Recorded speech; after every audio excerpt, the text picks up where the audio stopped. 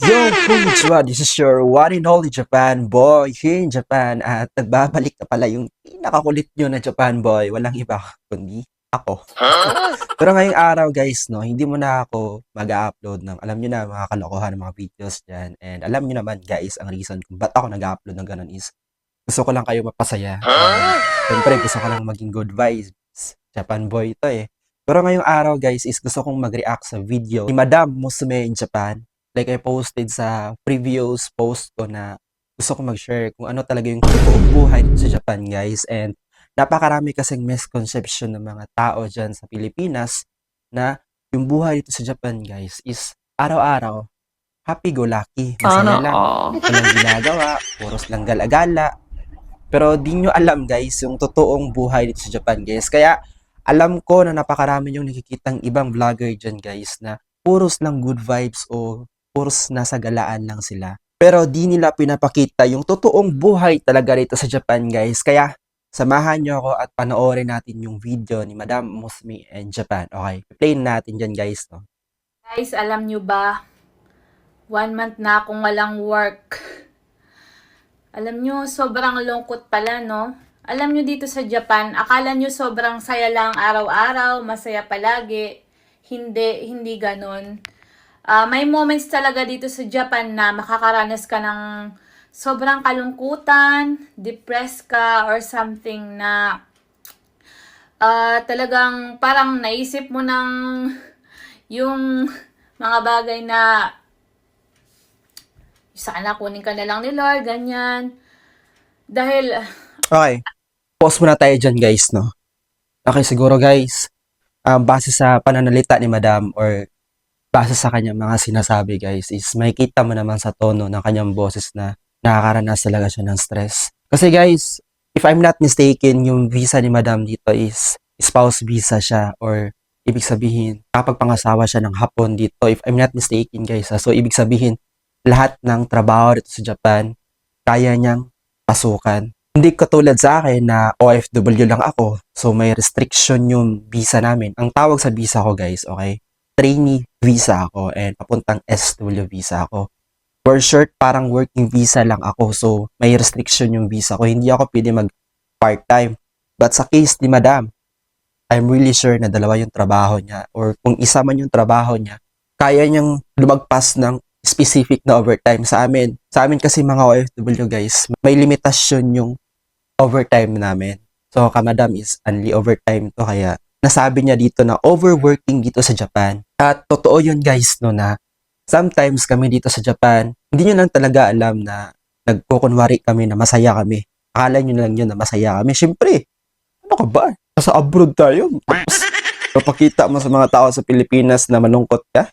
Siyempre, alam mo naman mga Pilipino, may pride yan. Hindi yan basta-basta magpapatalo. Hindi yan basta-basta aaminin yung totoong sitwasyon niya. Kahit walang wala na yan, kahit walang pera na yan, tapos may kamag-anak na hingi sa kanila ng pabor na kesyo birthday ng anak nila or kesyo may handaan sa kanila, may pesa sa kanila. Siyempre, kahit walang wala na yan guys, mangungutang pa yan. Kung kunwaring meron yan. Siyempre, pagtatakpan nila yung totoong sitwasyon nila kasi syempre ayaw nilang mapahiya. Yan yung totoo dito sa Japan guys. Saka hindi nyo lang alam. Kasi lahat na nakikita yung social media is puros na lang happy-go-lucky. Gala dito, gala doon. Akala nyo lang yun guys. Kasi ginagawa namin yun para kahit papaano matanggal yung stress naman dito sa abroad. At saka alam ko na napakaraming mga vlogger na nag-a-upload ng mga videos na puros na lang magagandang videos. Gala dito, gala doon. Pero di nyo alam guys, sa likod ng camera niyan, pagkatapos nila maggawa ng content, di nyo alam na iba dyan guys, kakain na lang ng itlog, maka-content lang, or may upload lang. Kaya napakaraming misconception talaga guys, na akala ng mga tao dyan sa Pilipinas na yung buhay sa abroad, hindi lang sa Japan, all over the world. Mapa-Canada pa man yan, mapa-New Zealand pa naman yan, mapa-America pa naman yan, or sa Southeast Asian countries pa man yan. Hindi nyo alam yung totoong buhay talaga namin guys ba na halos na ng buhay namin inaalay namin sa trabaho. Siyempre, kung hindi kami magtatrabaho sa Japan, ipapadala namin sa inyo? Di ba wala? Hindi rin kami makakasurvive sa Japan. Hindi sa nagdadrama ako guys. Gusto ko lang talaga i-share sa inyo yung totoong buhay. Ayaw kasi kayong ano guys, yung happy go lucky yung videos ko, yung puros na lang happy moments yung videos ko. Ayaw ko kasi yung puros ganun na lang. Gusto ko talagang sabihin sa inyo na ganito talaga yung totoong buhay sa Japan. Gusto ko i-share sa inyo kung ano talaga yung totoong buhay sa Japan. Alam ko sa mga nangangarap na mag-Japan at saka mga aspiring na trainee na nag-aaral pa ngayon is yung iniisip nyo na napakaganda ng Japan. Yes, totoo yun, maganda yung Japan. Pero para sa akin, maganda yung Japan kapag marami ka ng pera. Kung gusto mo lang gala ng gala, maganda yung galaan yung Japan, guys. Tsaka maganda siyang tirahan, napaka-convenient niya. And napaka-safe talaga ng Japan. And napakaganda ng government niya. Pero, yung kapalit naman dun is kailangan mo talaga magtrabaho habang buhay. Okay, so, continue muna tayo guys, no? Medyo napahaba yung sinabi, guys. Share ko lang sa inyo yung nangyari sa akin recently. Last month actually. Isinugod ako sa ospital. Gawa ng sobrang sumakit yung tiyan ko dito sa may taas na bahagi. Dito. Hanggang dito sa may gilid sa kanang bahagi. Then, to make the story short, na-diagnose ako na meron daw akong gallbladder stones. So, syempre stones. So, ibig sabihin, hindi lang isa.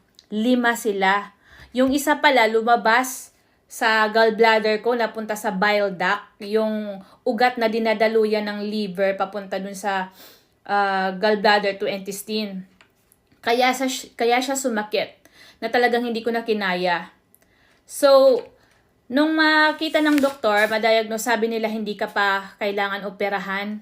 Kasi maliliit pa lang daw yung stones. Yung parang kasing liit lang ng paminta, yung pamintang buo, ganun lang kaliliit. Kaya sabi nila, okay lang, gagamutin lang natin, hindi pa kailangan yan operahan. Pero 4 sila, 5. Yung isa lumabas, kaya 4 na lang natira.